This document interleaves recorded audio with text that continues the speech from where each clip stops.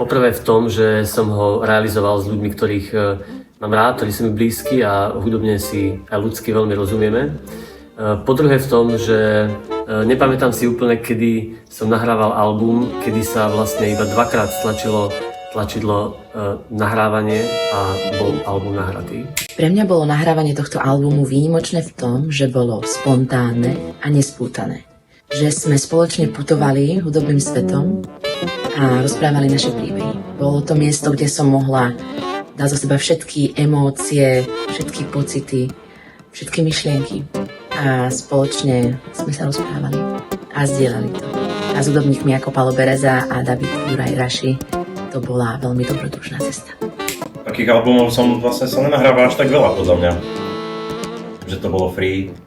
A že vlastne tam nebolo ten adrenalín z toho, že sa niečo nahráva, čo vidia ako produkt. Takže vlastne bolo to také nezáväzné hranie. To je tá výnimočnosť tej situácie.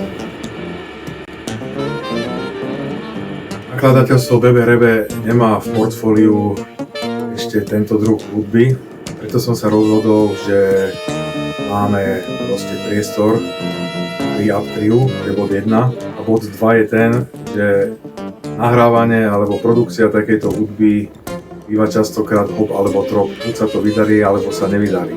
Ja som dôveroval týmto hudobníkom, osobne poznám, viem, čo robia tvorbu, čím sa zaoberajú. Myslím si, že na týchto dvoch frekvenciách nahrávacích bol to skorej ten hop, že album vyšiel veľmi dobre.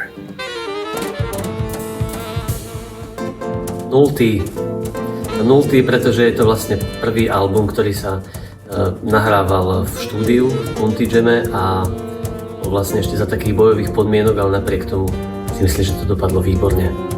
Svetlo.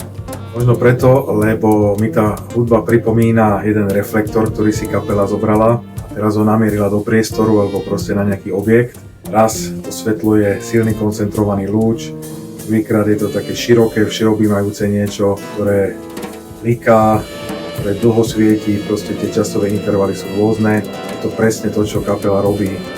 Mení nálady, emócie, farby, abstrakcia, všetko je vyjadrené týmto lúči svetla, lúči svietlo.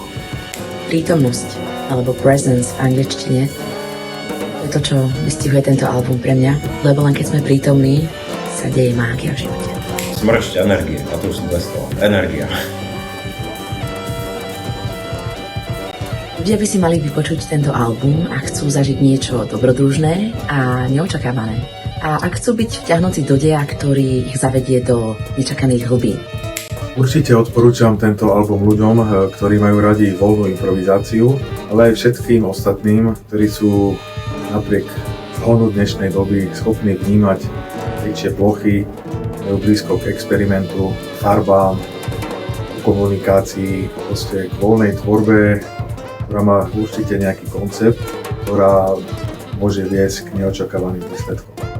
Tá pôvodná myšlienka nebolo pri tom nahrať album, ale išlo nezáväzné stretnutie, dajme tomu jam session s Lenkou, ktorá tu je vždy na krátku dobu a nahrali sa dva vlastne neprerušované takey a tým, že vlastne z toho vychádza ten album, tak to je na to vlastne to zaujímavé, že to nebolo vôbec koncipované. Nedávno som bol v jednej reštaurácii, sushi reštaurácii, kde bolo v jedálnom lístku napísané: pri každej návšteve si dajte aspoň jedno jedlo, ktoré ste ešte neochutnali.